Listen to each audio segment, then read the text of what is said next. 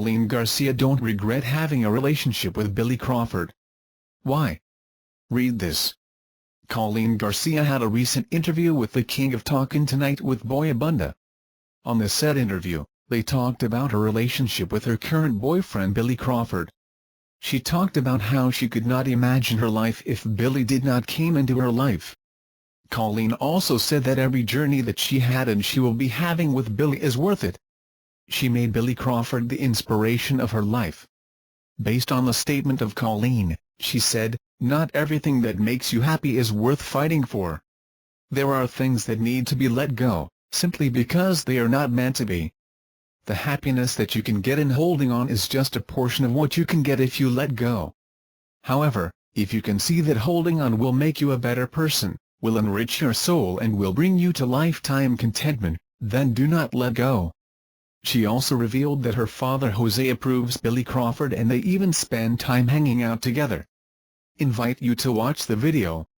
PNP Chief De La Rosa and netizens cry foul over media's unfair and biased accusation regarding Davao bombing. Netizens cannot help but take it against the media after a reporter of CNN Philippines recently interviewed PNP Chief Ronald Beto De La Rosa and questions the government's innocence regarding the bombing that transpired last September 2, Friday, in the very hometown of President Rodrigo Duterte. Even the PNP chief vocally expressed how the question disheartened him, saying, "Napakasakit naman ang accusation niyan. Nakalang bomba na po yung Davao since I became a policeman. Ramdam po naman yung sakit na naramdaman pagkakaya na bomba tapos i-accuse mo pa sa President na kagagawan ng gobyerno." That's a very unfair accusation, he added. The people of the internet shares the same sentiment the PNP head felt for the media's insensitivity towards the issue, specifically considering that the bombing transpired in the beloved hometown of the president. Many netizens took the question against media, claiming that this might be among the worst times for the media to continue siding in a favorable interest of an individual after the tragic event killed 14 people and wounded more than 60 in the very home of Duterte. Invite you to watch the video. Duterte threatens Abu Sayyaf, "I will eat you alive, raw." Literally, President Rodrigo Duterte directed his wrath towards the Abu Sayyaf group, ASG, after throwing curses towards U.S. President Barack Obama. Despite the al-Qaeda-linked terrorist group's denial of being involved in the recent Davao bombing that transpired in Duterte's hometown last September 2, Friday, Duterte still issued a grave threat towards ASG, emphasizing that they were beyond redemption. "If I have to face them, you know I can eat humans. I will really open up your body.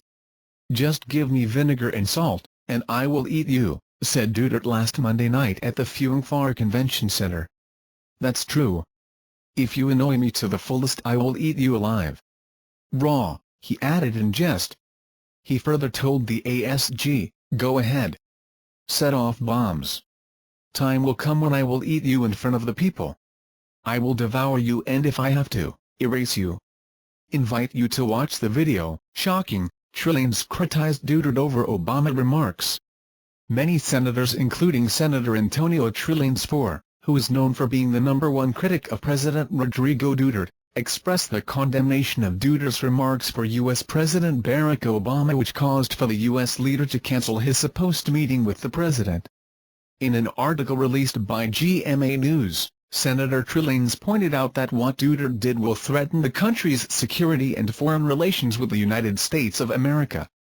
President Duterte's vulgar language directed against President Obama is wrong on so many levels and will definitely have detrimental effects on our diplomatic relationship and alliance with the U.S., Senator Trillions stated, quoting from GMA News. Moreover, Senator Trillions also remarked that the Duterte cannot just run away from what he did to the most powerful leader in the world. "You don't just slap the face of the most powerful country in the world and expect to get away with it," the senator added. On the other hand, Senator Leila de Lima also expressed her criticism towards the actions of Duterte. According to an article released by Inquirer.net, Senator de Lima expressed her worries with regards to the country's diplomatic relationship with U.S. as consequence to Duterte's statements for the U.S. president. "Whatever the brand of foreign policy the president has in mind, it must always be conducted with respect and diplomacy. I am afraid his recent statements against President Obama will have consequences on our bilateral relations, whether immediately or in the near future, Senator De Lima said, quoting from Inquirer.net.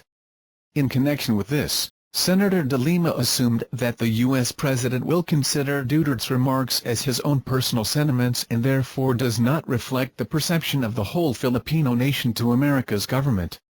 Last Monday, Duterte made strong remarks about not being a puppet for the U.S. government, and he asserted that only Filipinos will receive answer from him and his administration. Meanwhile, Duterte expressed regrets to what he did when the White House released its cancellation of Duterte and Obama's supposed first meeting. Invite you to watch the video. Watch LeBron James' top 10 chase-down blocks. Some might contend that LeBron James' signature play is his one-handed tomahawk dunk. But look back at James' career-defining plays, and it's clear that the chase-down block is LeBron's trademark skill. Nothing strikes fear in an opponent's heart more than the sight of James chasing them on a fast break. Bron is almost predatory as he hunts down the ball in transition. Capable of swatting the ball into the stands in a split second, LeBron has the chase-down block down to a science. No layup is safe when James is on the court. Looking back at Bron's chase-down blocks across his first 13 seasons in the league, and the list of victims is a who's who of the NBA. Stephen Curry, Kobe Bryant, Carmelo Anthony, James Harden, Russell Westbrook, Allen Iverson, to name just a few.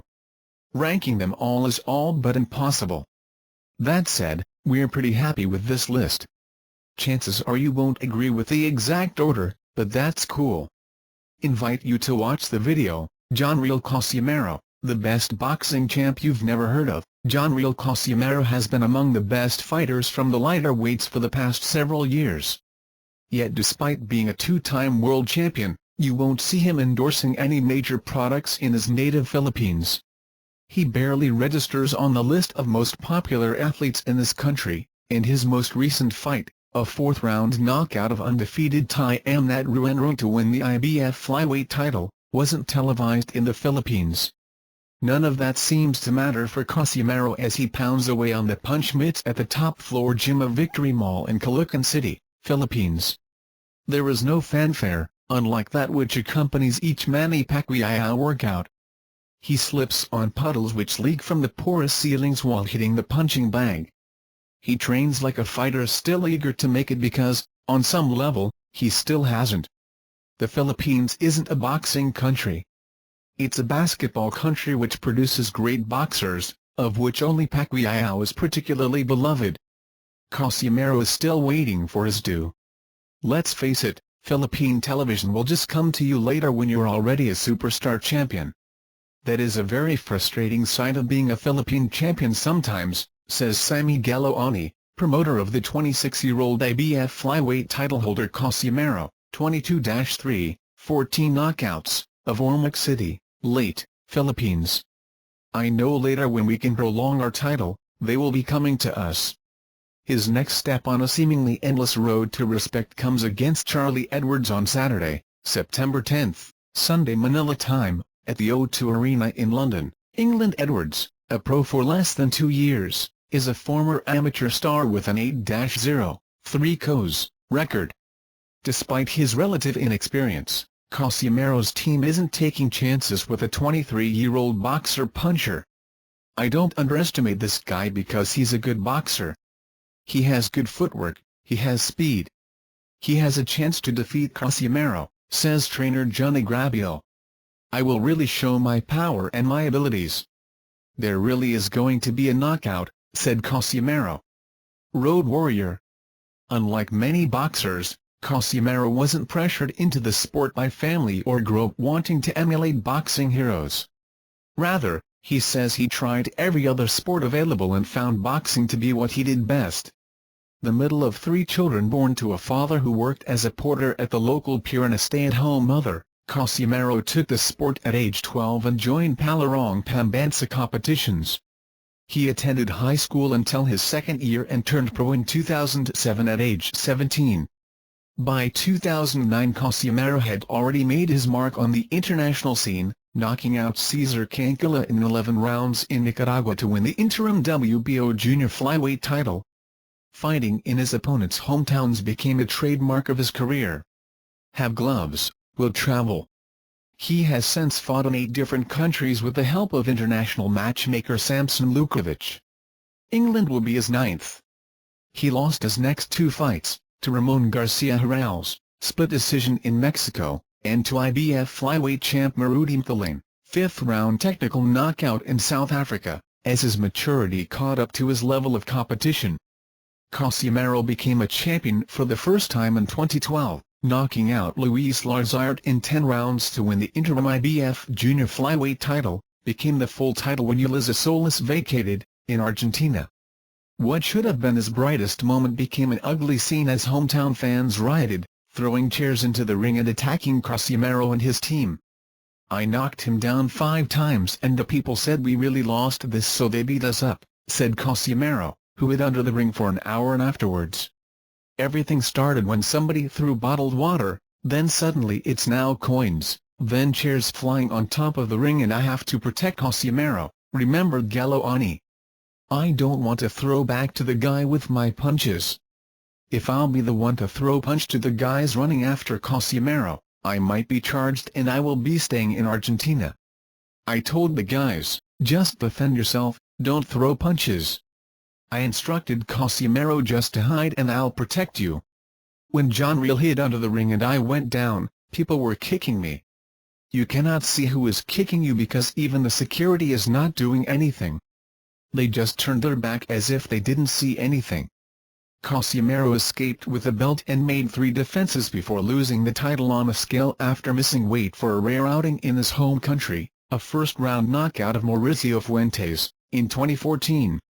After an easy knockout win in Mexico, Casimero went to Thailand to face Amnat Ruenrong, a 2-time Olympic boxer who had beaten highly regarded fighters Kazuto Ioka and Zhu Shiming in the fences. The fight in June of 2015 was marred by inept refereeing by Larry Doggett, plus constant holding and body slams by the notoriously dirty fighter. Casimero lost a unanimous decision.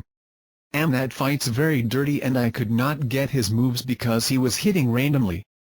Then he would kick my foot and hold me," said Casimero. The controversy kept him as the highest-rated contender and Casimero would have to wait 11 months to get revenge. In May of this year Casimero got just what he sought, knocking Ruenrong down twice and out in round 4, standing over his defeated rival and sticking his tongue out. The plan for Casimero's team is to get past Edwards and make another defense of the title before stepping up to 115 pounds to chase a showdown with 3-division champion and current pound-for-pound king Roman Chocolatito Gonzalez of Nicaragua. Gonzalez, 45-0, 38 knockouts, will step up to the junior bantamweight division the same night Casimero fights Edwards to face Carlos Cuadras for the WBC title. "I want to fight Roman Gonzalez," Casimero said in English to be clearer of his intentions. "After my fight, if I win, I fight Chocolatito." He wanted Gonzalez because Gonzalez will fight toe-to-toe, that's what he wants. A fighter who will really stay and get inside, that's what he prefers. That's why he doesn't like fighters running. "We are expecting Charlie Edwards to run," said Galoani. A stellar showing against Edwards, with the crew from HBO in attendance to televise the main event between middleweight champion Gennady Golovkin and welterweight titleholder Kell Brook, could bring him to the front of the line for a showdown with Gonzalez. It'll be a dream matchup for the young man from Ormoc City who continues to fight for respect, regardless of whether anyone is watching or not. "Of course I want to be pound for pound like Manny Pacquiao before. Because among boxers we really are proud of that pound for pound achievement," said Casimero. "I cannot say what will really happen. Whatever God will give me, if we will be the next Manny Pacquiao, it's up to God." Thank you for watching videos like you. Remember, the channel, register and comment below. Thank you.